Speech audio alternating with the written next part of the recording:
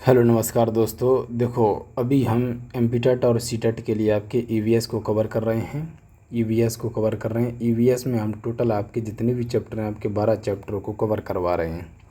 अभी जो चैप्टर पे आ चुके हैं, ये चैप्टर नंबर हमारा 8वें नंबर का चैप्टर है, जिसका नाम है पर्यावरण प्रदूषण यानी एनवायरनमेंट पॉल्यूशन। ये एनवायरनमेंट पॉल्यूशन क्या होता है, कौन प्रदूषणकारी पदार्थ होते हैं और ये प्रदूषण कितने प्रकार का होता है, वो सब चीज़ें हम इस वीडियो में डिस्कशन करेंगे।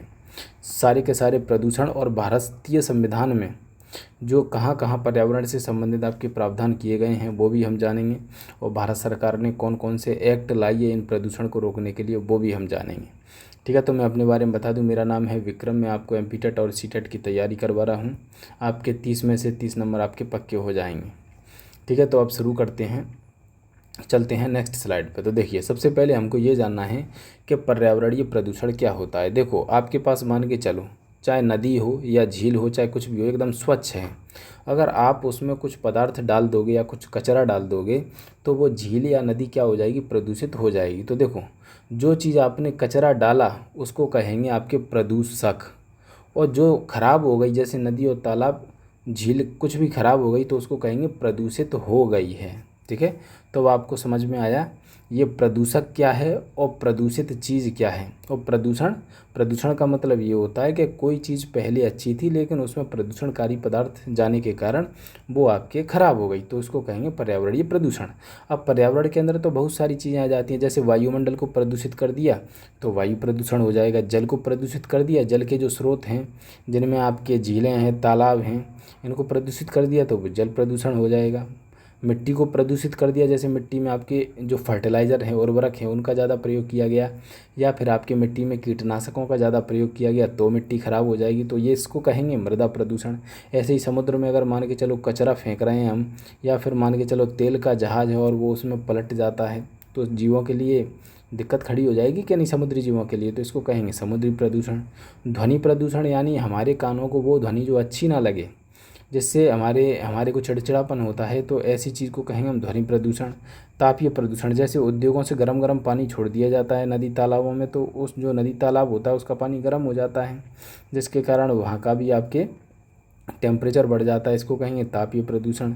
जो हमारे देशों में या विश्व में आपके रेडियो एक्टिव पदार्थ से जो यूरेनियम प्लांट चलाए जाते हैं, जहाँ पे आपकी बिजली बनाई जाती है, तो इनसे भी आपके रेडियो एक्टिव प्रदूषण होता है। वहीं आपके ठोस अपशिष्ट प्रदूषण, जैसे घरों में आपके कांच की बोतलें हैं, लोहे की बोतलें हैं, प्लास्टिक की बोतलें हैं, ये कचरा आपके इकट्ठा बाहर हो जाता है, हम फेंकते हैं तब, तो इसको कहेंगे ठोस अपशिष्ट प्रदूषण। ई अपशिष्ट प्रदूषण का मतलब ये है कि आपके इलेक्ट्रॉनिक आइटम हैं आपके, जैसे कंप्यूटर है, मदरबोर्ड है, जो इलेक्ट्रॉनिक से चलते हैं, इलेक्ट्रिसिटी से चलते हैं, तो उसको कहेंगे ई अपशिष्ट प्रदूषण। जो बेकार मटेरियल मान के चलो बाद में ख़राब हो जाता है।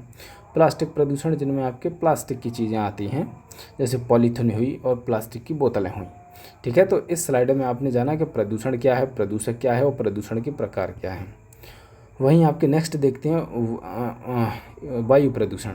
वायु प्रदूषण को अंग्रेजी में कहते हैं एयर पॉल्यूशन। देखो, वे प्रदूषणकारी पदार्थ जिनसे आपके वायु दूषित हो जाए उसको कहेंगे हम वायु प्रदूषण।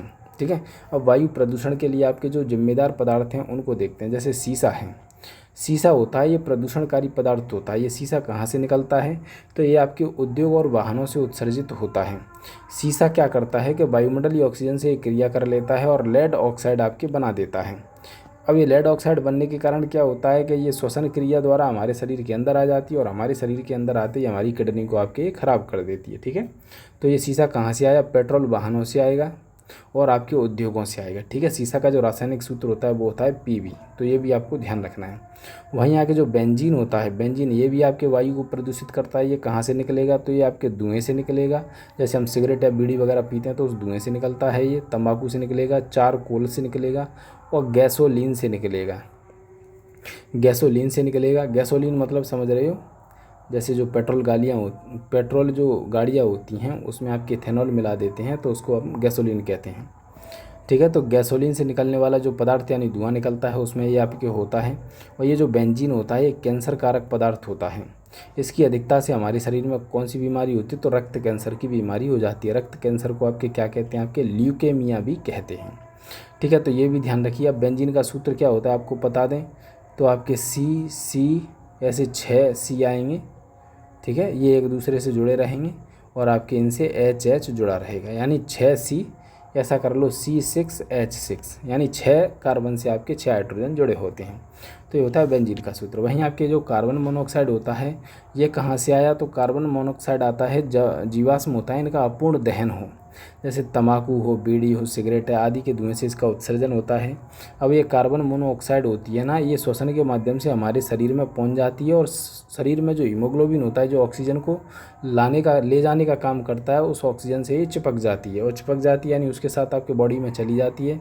तो ये आपके क्या बना लेता है, आपके ये आपके कार्बो हीमोग्लोबिन बना लेता है, कार्बोक्सी हीमोग्लोबिन बना लेता है, जिससे क्या होता है कि हमारे शरीर में आपके ऑक्सीजन की सप्लाई कट हो जाती है और हमारा शरीर आपके मृत्यु की स्थिति में चला जाता है। कार्बन मोनोऑक्साइड को आपके क्या कहते हैं, आपके दम घोंटू गैस भी कहा जाता है, ये भी आप ध्यान रखिए, ये भी आपसे पूछा जाएगा।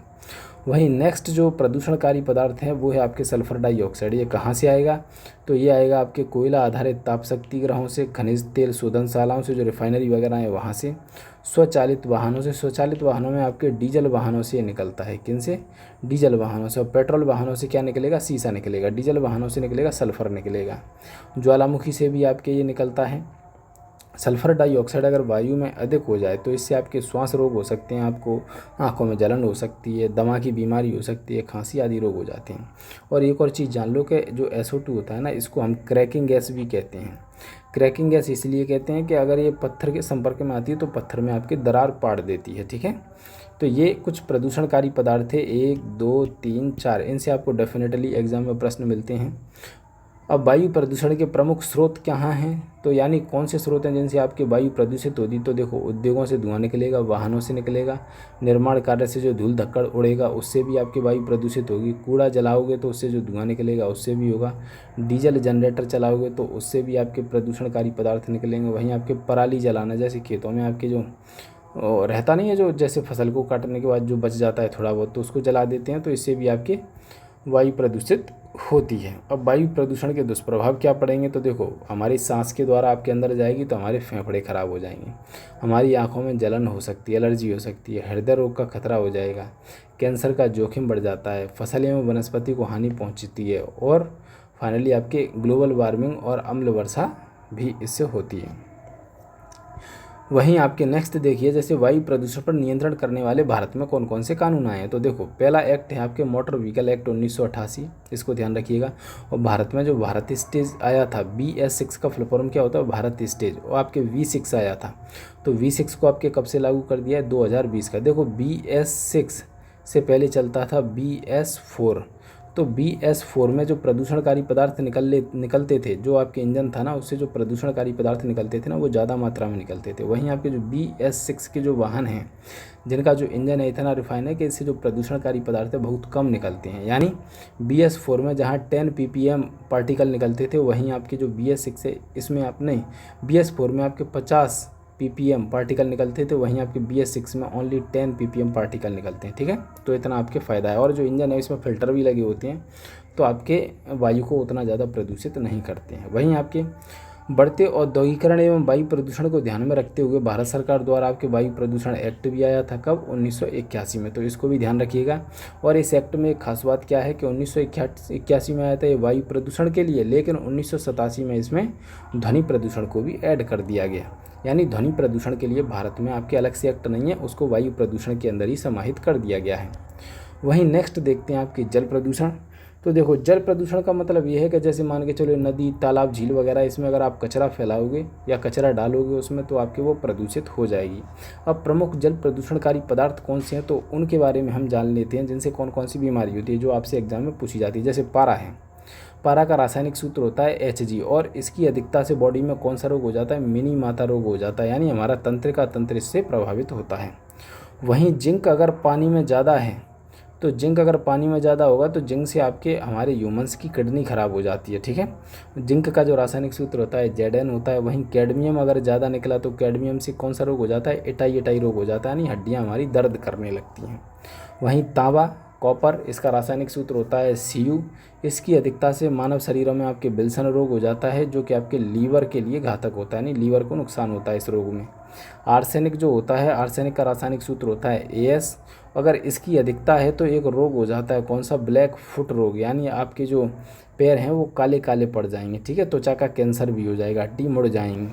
वहीं आपके फ्लोराइड, फ्लोराइड अगर पानी में ज़्यादा है तो आपके फ्लोरोसिस नामक रोग हो जाएगा। इस रोग में क्या होता है, हमारी जो हड्डियाँ होती हैं, चाहे कूल्हे की हो चाहे कंधों की हो, सारी हड्डियाँ आपकी कमज़ोर हो जाती हैं। वहीं आपके नाइट्रेट, नाइट्रेट अगर पानी में ज़्यादा है तो एक रोग हो जाता है ब्लू बेबी सिंड्रोम, यानी जो नवजात बच्चे होते हैं वो नीले कलर के पैदा हो जाते हैं अगर ये माता में आपके नाइट्रेट की अधिकता है तो ये कुछ प्रमुख प्रदूषणकारी पदार्थ थे जिनसे एग्जाम में सवाल आते हैं। अब भारत सरकार ने कुछ प्रयास किए हैं जल प्रदूषण पर नियंत्रण करने के लिए। तो आपको बता दें कि भारत में आपके जल प्रदूषण नियंत्रण अधिनियम कब आया था, 1974 में आया था, जिसको और सख्त बनाने के लिए 1988 में इसमें संशोधन किया गया था। विश्व में प्रतिवर्ष आपके 22 मार्च को आपके अंतर्राष्ट्रीय जल दिवस भी मनाया जाता है। 2026 अंतर्राष्ट्रीय जल दिवस की थीम क्या रही, तो जल और लैंगिक समानता।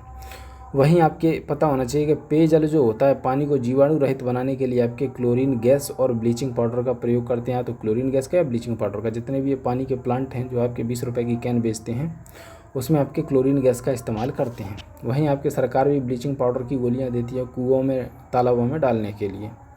वहीं नेक्स्ट है कि भारत के अंदर आपके water prevention and control of pollution cess act कब आया था, 1977 में। इम्पोर्टेंट है, एग्जाम में ये पूछा गया था। वहीं आपके भारत में वाटरमैन ऑफ इंडिया के नाम से किसे जाना जाता है, तो राजेंद्र सिंह को वाटरमैन ऑफ इंडिया के नाम से जाना जाता है। इन्हें 2001 में रेमन मैगजीज पुरस्कार भी मिला था, 2015 में स्टॉकहोम वाटर प्राइज़ भी मिला था। अब गंगा नदी के बारे में जान लेते हैं। तो देखो, राजीव गांधी जब प्रधानमंत्री थे उसी टाइम पे आपके 1985 में केंद्रीय गंगा प्राधिकरण का गठन किया गया था। 1995 में इस केंद्रीय गंगा प्राधिकरण का नाम बदल करके क्या कर दिया गया था, राष्ट्रीय नदी संरक्षण प्राधिकरण। MPPSC में ये सवाल पूछा गया था कि आपके केंद्रीय गंगा प्राधिकरण का गठन कब किया गया था, ठीक है, तो इसको भी ध्यान रखिएगा। तो इसके साथ ही हमारा जल प्रदूषण खत्म हो जाता है। वहीं नेक्स्ट देखते हैं हम ध्वनि प्रदूषण। देखो, ध्वनि प्रदूषण का मतलब यह है कि वो ध्वनि जो हमारे कानों को अच्छी नहीं लगती, यानी हमारे कानों को खतरा हो सकता है इतनी शोर से। तो लगभग हम मानते हैं कि 80 डेसिबल से अगर ऊपर की ध्वनि है तो वो हमारे कानों के लिए ठीक नहीं है। तो इसको क्या कहेंगे, हम शोर कहेंगे। अब ध्वनि का जो विज्ञान होता है, इसका अध्ययन करते हैं तो उसको कहा जाता है एकॉस्टिक, यानी श्रवण विज्ञान। ध्वनि की माप को किस में नापा जाता है, तो डेसिबल में मापा जाता है। इसकी जो खोज है वो किसने की थी, वो ग्राम बेल ने की थी। सामान्यतः 80 डेसिबल से अगर ऊपर की ध्वनि है तो इसको हम शोर कहते हैं। सबसे ज़्यादा जो ध्वनि प्रदूषण करते हैं वो करते हैं आपके जेट एयरक्राफ्ट करते हैं, ठीक है। ध्वनि प्रदूषण के क्या प्रभाव पड़ेंगे, तो आपके शरीर पर कानों को क्षति हो जाएगी, मानसिक तनाव या चिड़चिड़ापन हो सकता है, रक्तचाप में वृद्धि हो सकती है, नींद में बाधा आ सकती है और एकाग्रता में कमी हो सकती है, ठीक है। आप बचपन में एक एप्लीकेशन लिखते थे ध्वनि प्रदूषण पर नियंत्रण के लिए आपके कलेक्टर को आवेदन पत्र, तो ये वही है कि एकाग्रता यानी पढ़ाई में कमी आ जाएगी, ठीक है। अब ध्वनि प्रदूषण के प्रमुख स्रोत कौन कौन से, तो देखो, या तो वाहनों का शोर हो सकता है, या कोई फैक्ट्री वगैरह हैं, औद्योगिक इकाइयाँ, उनका हो सकता है, लाउड स्पीकर या डीजे का हो सकता है, कहीं निर्माण कार्य कर रहा हो तो जो बड़ी बड़ी मशीनें वो उनसे हो सकता है। वहीं आपके जेट एयरक्राफ्ट इससे सबसे ज़्यादा होता है, ठीक है। अब आपको ध्वनि प्रदूषण से संबंधित एक महत्वपूर्ण जो चीज़ है जो आपको पता होना चाहिए वो ये है, देखो कि ग्रीन मफलर किसे कहते हैं। तो ग्रीन मफलर मतलब उद्योगों के आसपास ऐसे बड़े बड़े हरे पेड़ पौधे खड़े किए जाते हैं। ये क्या करते हैं कि जो भी आवाज़ ध्वनि उत्पन्न होती है उद्योगों से, फैक्ट्रियों से, उसको ये सोख लेती है। तो जो ग्रीन मफलर होते हैं ये किसके लिए संबंधित है, तो ये ध्वनि प्रदूषण से संबंधित है। ये भी आपको ध्यान रखिए, क्योंकि ये ध्वनि को ऑब्जर्व करने का काम करते हैं, ध्वनि को सोख लेते हैं अपने अंदर, ठीक है।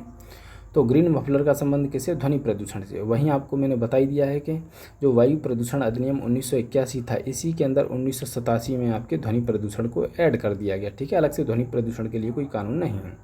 तो इसके साथ ही हमारा ध्वनि प्रदूषण खत्म होता है। वहीं नेक्स्ट देखते हैं आपके तापीय एवं रेडियो सक्रिय प्रदूषण। देखो, तापीय प्रदूषण का मतलब ये होता है कि जैसे हमारी जो फैक्ट्रियां हैं, उद्योग धंधे हैं, उनसे जो गर्म पानी निकलता है उसको डायरेक्ट हम तालाबों में या झीलों में छोड़ दिया जाता है, तो उनका जो जल स्तर मतलब उनका जो गर्माहट है वो बढ़ जाती है। तो इसी को कहेंगे हम तापीय प्रदूषण। इसके लिए हम क्या कर सकते हैं, तो इसके लिए ये है कि जो आपके जल छोड़ा जा रहा है उसके लिए आपके ठंडा करके छोड़ें, या फिर उसके लिए आपके कृत्रिम झीलों का निर्माण कर लें, ठीक है। इसका नुकसान क्या होगा, तो जलीय जीवों की मृत्यु हो जाएगी, जल में ऑक्सीजन की मात्रा कम हो जाएगी, शैवालों की अत्यधिक वृद्धि हो जाएगी, ठीक है। और दूसरा है आपके रेडियो सक्रिय प्रदूषण। देखो, प्रकृति में हमारे ऐसे ऐसे मटेरियल या ऐसे ऐसे पदार्थ हैं जिनसे क्या है अपने आप रेडिएशन छूटता रहता है, तो ऐसे पदार्थों को कहते हैं रेडियो सक्रिय पदार्थ।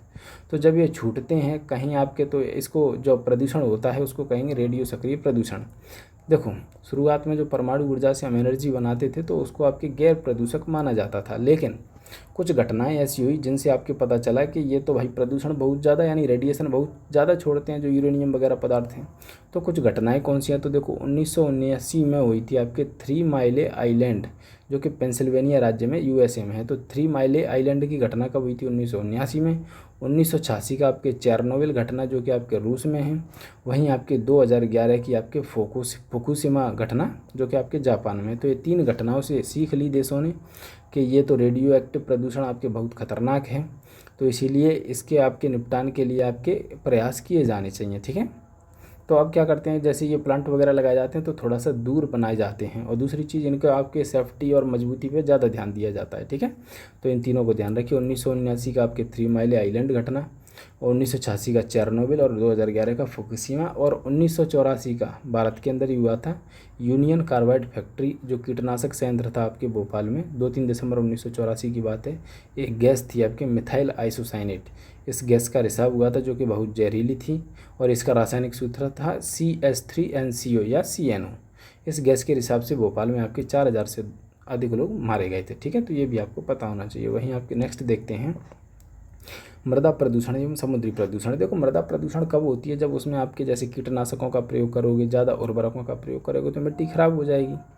ठीक है, तो मिट्टी खराब हो जाएगी तो इसका उपचार क्या है, तो इसका उपचार है कि जो हम कीटनाशक या फिर उर्वरकों का प्रयोग करते हैं उनका प्रयोग कम करो। जैसे एक कीटनाशक होता है DDT।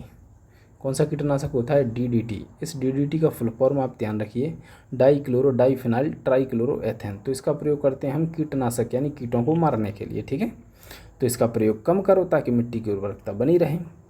वहीं आपके मृदा प्रदूषण के दुष्प्रभाव क्या पड़ेंगे, तो देखो मृदा की उर्वरकता में कमी आ जाएगी, फसल उत्पादन में कमी आ जाएगी, सूक्ष्म जीवों की संख्या में वृद्धि हो जाएगी। सूक्ष्म जीवों जो अब के अच्छे वाले सूक्ष्म जीव हैं ना जो जड़ों में रहते हैं उनकी संख्या में कमी हो जाएगी, और विषैले रसायनों का भोजन श्रृंखला में प्रवेश कर जाएंगे। जैसे आजकल देखा होगा तो आपके जल्दी से आपके बाल सफ़ेद हो जाते हैं, 20-22 साल की उम्र पर तो आपके बच्चों के बाल सफ़ेद होने लगते हैं। तो इसका कारण यही है, जो हम कृषि कार्य में आपके फर्टिलाइज़र इस्तेमाल कर रहे हैं, यूरिया इस्तेमाल कर रहे हैं, कीटनाशक इस्तेमाल कर रहे हैं, तो इनके कारण आपके वो आपके हमारे भोजन में आ जाता है। भोजन में आने के कारण हमारी बॉडी में आता है, और बॉडी में आपके बालों सफ़ेद होने का कारण भी बनता जा रहा है। नेक्स्ट है आपके समुद्री प्रदूषण। तो देखो समुद्री प्रदूषण का मतलब यह है कि समुद्र में आपकी कोई कचरा डाल रहा है या फिर तेल का रिसाव हो जाए तो जिससे समुद्र का पानी खराब हो जाए, तो इसको कहेंगे समुद्री प्रदूषण। ठीक है, अब समुद्री प्रदूषण के बारे में आपको ये पता होना चाहिए कि मुख्य स्रोत कौन कौन से। देखो औद्योगिक अपशिष्टों को समुद्र में बहा दिया जाता है, तेल का अगर रिसाव होता है तो आपकी गड़बड़ हो जाती है समुद्र में, प्लास्टिक व ठोस अपशिष्टों को डाल दिया जाता है, सीवेज व घरेलू अपशिष्ट का पानी भी समुद्र में ही छोड़ दिया जाता है, और वायुमंडल ये जो प्रदूषण धूल धक्कड़ होता है वो भी आपके समुद्र के ऊपर बैठ जाते हैं, यानी जो धूल धक्कड़ समुद्र के ऊपर बैठेंगे तो आपके वो प्रदूषित हो जाएगा। समुद्र से संबंधित एक अंतर्राष्ट्रीय समुद्री संगठन है जिसका नाम है IMO, इंटरनेशनल आपके शायद मैरीटाइम ऑर्गेनाइजेशन होता है समुद्री संगठन। ठीक है, इसकी स्थापना कब हुई थी, आपके 17 मार्च 1948 को हुई थी, जिसका मुख्यालय आपके लंदन में है। आपको एक सवाल और पता होना चाहिए कि समुद्रों को आपके CO2 के उत्सर्जन व अवशोषण के लिए समुद्र भंडार गृह की तरह कार्य भी करते हैं। ठीक है, क्योंकि इसमें पादप और जंतु दोनों रहते हैं, एक आपके CO2 छोड़ता है तो एक CO2 लेता है। ठीक है, तो इसी प्रकार से समुद्र क्या करते हैं, आपके CO2 के लिए भंडार गृह का कार्य भी करते हैं। वहीं नेक्स्ट है आपके ठोस अपशिष्ट प्रबंधन। तो देखो ठोस अपशिष्ट का मतलब यह है कि हमारे घरों से कुछ ऐसे जैसे कांच, डब्बे, पैकिंग, लोहा, बोतल, ये सब चीज़ें निकालते हैं ना, तो ये ठोस ही होती हैं। अब बाहर जाके तुम इकट्ठा कर दोगे कहीं कचड़े के रूप में तो आपके एक पहाड़ बन जाता है, तो इसी को कहेंगे ठोस अपशिष्ट प्रदूषण। अब देखो ये ठोस अपशिष्ट होता है ना, ये आपके 3 प्रकार का होता है। एक होता है जैव निम्नीकरण, यानी जैसे सब्जी के छिलके हुए, फलों के छिलके हुए, इनको आपके कहेंगे जैव निम्नीकरण, यानी इसमें आपके सड़ गल के बैक्टीरिया इसको सड़ा के मिट्टी में मिला देंगे। वहीं आपके एक होता है पुनर्चक्रण यानी रिसाइकल, यानी वे मटेरियल जिनका हम बार बार इस्तेमाल कर सकते हैं, जैसे कांच की बोतलें हैं, प्लास्टिक की बोतलें हैं, धातु, कांच, एल्यूमिनियम, इनकी बोतलें, इनका इस्तेमाल दोबारा कर सकते हैं, तो ये आएंगे आपके रिसाइकलेबल में। वहीं तीसरा है आपके गैर जैव निम्नीकरण अपशिष्ट, यानी इसका अपघटन नहीं होता, इसमें सूक्ष्मजीव नहीं पड़ते हैं, जैसे आपके रबर के टायर हुए, कांच हुआ, वाहन विद्युत कचरा हुआ, तो पॉलीथीन हुए, इनमें आपके बैक्टीरिया पड़ते नहीं हैं, तो आपके बैक्टीरिया नहीं पड़ते तो ये आपकी प्रकृति में बने ही रहते हैं, ख़राब ही नहीं होते। ठीक है, तो जैसे जैसे आपके हज़ारों साल में भी आपकी एक पन्नी ख़राब नहीं होती। ठीक है, अब देखो, अब आपको ये पता होना चाहिए कि अब जैसे ठोस अपशिष्ट है, इसका उपचार क्या है? तो इसके उपचार के लिए भारत सरकार ने 2016 में आपके ठोस अपशिष्ट प्रबंधन अधिनियम लाई थी। और जैव निम्नीकरण प्रदूषण को क्या कहते हैं? वर्मी कंपोस्टिंग खाद बनाई जाती है। मतलब ये जो जैव निम्नीकरण वाले मटेरियल हैं, जैसे छिलका है सब्जी का, और जो आपके अपघटित हो सकते हैं, तो इसमें क्या करते हैं, इसमें आपके किसी जगह इकट्ठा करके इसमें आपके केंचुए डाल के, केंचुए से आपके इसको वर्मी कंपोस्टिंग खाद में बदला जा सकता है। वर्मी कंपोस्टिंग खाद में ऐसे बदलेंगे कि जो केंचुआ होता है इस मटेरियल को खाएगा और अपने जो पॉटी निकालेगा वो थोड़ा पोषणकारी होती है तो मिट्टी के लिए काफ़ी फ़ायदा करती है। ठीक है, तो इस प्रकार से आपके जैव निम्नीकरण प्रदूषकों से आपके वर्मी कंपोस्टिंग खाद बनाई जाती है। ठीक है, तो केंचुए से आपके खाद बनाई जाती है। वहीं आपके नेक्स्ट है ई अपशिष्ट प्रदूषण। देखो, ई अपशिष्ट का मतलब यह है कि जो इलेक्ट्रॉनिक आइटम है हमारे, ये जो कचरे के रूप में जब इकट्ठे हो जाते हैं तो इसको कहेंगे ई अपशिष्ट प्रदूषण। इनसे आपकी हानिकारक धातुएं जैसे सीसा, तांबा, जस्ता और कैडमियम ये सब आपके निकलती हैं और ये इनमें रहती भी हैं। ठीक है, तो ये भी आपके नुकसान करती हैं जीव जंतुओं के लिए। ठीक है, तो भारत सरकार ने इसके निपटान के लिए भी कुछ आपके अधिनियम लेके आई है। जैसे ई कचरा प्रबंधन अधिनियम 2016 में आया था। जैव चिकित्सीय अपशिष्ट प्रबंधन अधिनियम, जो आपके चिकित्सा क्षेत्र में जो मटेरियल इस्तेमाल होता है ना, उसके प्रबंधन के लिए 2016 में आपके लाया था। प्लास्टिक प्रदूषण प्रबंधन अधिनियम 2016 में आया था। निर्माण व विध्वंस अपशिष्ट प्रबंधन अधिनियम 2016 में आया था। ठीक है, तो ये भी आपको पता होना चाहिए। वहीं नेक्स्ट आपको पता होना चाहिए कि जैसे प्लास्टिक प्रदूषण क्या होता है। तो प्लास्टिक प्रदूषण में ये है कि जो प्लास्टिक की चीज़ें हैं, जैसे आपके पॉलीथीन हुई, बोतलें वगैरह हुई, तो ये चीज़ें आपके प्लास्टिक प्रदूषण में आती है। ठीक है, अब प्लास्टिक प्रदूषण के लिए उपचार क्या कर सकते हैं? देखो, एक तो आपके सार्वजनिक जागरूकता अभियान चला सकते हो, या फिर पुनर्चक्रण हेतु योगदान, मतलब रिसाइक्लेबल हो ऐसी प्लास्टिक जो एक बार इस्तेमाल होने पर आपके फेंकी ना जा सके, उसका बार बार इस्तेमाल हो सके। और तीसरा क्या तरीका हो सकता है कि सरकार टैक्स लगा दे इन चीज़ों पे, तो लोग आपके कम खरीदेंगे। ठीक है, तो ये भी एक तरीका है उपचार का। वहीं आपको पता होना चाहिए कि 5 जून को आपके विश्व पर्यावरण दिवस भी मनाते हैं। ठीक है, तो ये आपके 2018 की थीम है, तो ये आपको याद रखने की ज़रूरत नहीं है। यहाँ मेरे को 2026 की लिखना चाहिए था। अब आप ये देखें कि भारतीय संविधान में पर्यावरण संबंधी प्रावधान कहाँ कहाँ किए गए हैं। तो देखो, भारतीय संविधान का जो अनुच्छेद 19 फर्स्ट ए है, जो कि मूल अधिकारों में है, ये इसमें आपके शांति का अधिकार निहित माना गया है। इस प्रकार यह ध्वनि प्रदूषण के विरुद्ध एक संवैधानिक प्रावधान है, ये भी आपको पता होना चाहिए। यानी शांति का अधिकार कैसे संबंधित है? 19 फर्स्ट ए से। वहीं आपके प्राण एवं दैहिक स्वतंत्रता है अनुच्छेद 21 में, तो इसमें आपके स्वास्थ्य का अधिकार, स्वच्छ पर्यावरण और जीने का अधिकार भी आपके सम्मिलित किया गया है। तो 2 अनुच्छेद हैं मूल अधिकारों में, 19 फर्स्ट ए जिसमें शांति का अधिकार, और अनुच्छेद 21 जिसमें आपके प्राण एवं दैहिक स्वतंत्रता है, इसमें आपके स्वतंत्र जीवन जीने का अधिकार भी शामिल है। वहीं आपके निदेशक तत्वों में देखा जाए तो निदेशक तत्वों में आपके 48 ए में है, अनुच्छेद 48 ए में प्रावधान किया गया राज्य सरकार के लिए कि राज्य सरकार आपके पर्यावरण का संरक्षण करेगी। वहीं आपके मौलिक कर्तव्यों में क्या प्रावधान किया गया है? तो अनुच्छेद 51 क में उल्लेख किया गया है 7वें नंबर के कर्तव्य पे कि भारत के प्रत्येक व्यक्ति का कर्तव्य होगा कि वो भारत के वन, झील, नदी और वन्य जीव जो सम्मिलित हैं इनके प्रति दया का भाव रखेगा। ठीक है, ये प्रत्येक नागरिक का कर्तव्य है। तो आपको बता दूं, मूल अधिकार व्यक्तियों के अधिकार हैं। नीति निर्देशक तत्वों में आपके राज्यों को निर्देश दिए गए हैं कि राज्य का क्या क्या कर्तव्य है। और मौलिक कर्तव्यों में भारत के प्रत्येक नागरिक को कर्तव्य दिए गए हैं कि आप भारत के नागरिक हो, तो आपकी क्या जिम्मेदारी बनती है भारत के प्रति। ठीक है, तो पर्यावरण से संबंधित जो प्रावधान है तीनों ही जगह किया गया है, मूल अधिकारों में, नीति निर्देशक तत्वों में और मौलिक कर्तव्यों में। ठीक है, तो इसके साथ ही हमारा ये टॉपिक होता है दी एंड। ठीक है, इस टॉपिक में जितना भी मोस्ट इम्पोर्टेंट मटेरियल था वो सब हमने डिस्कस कर लिया है।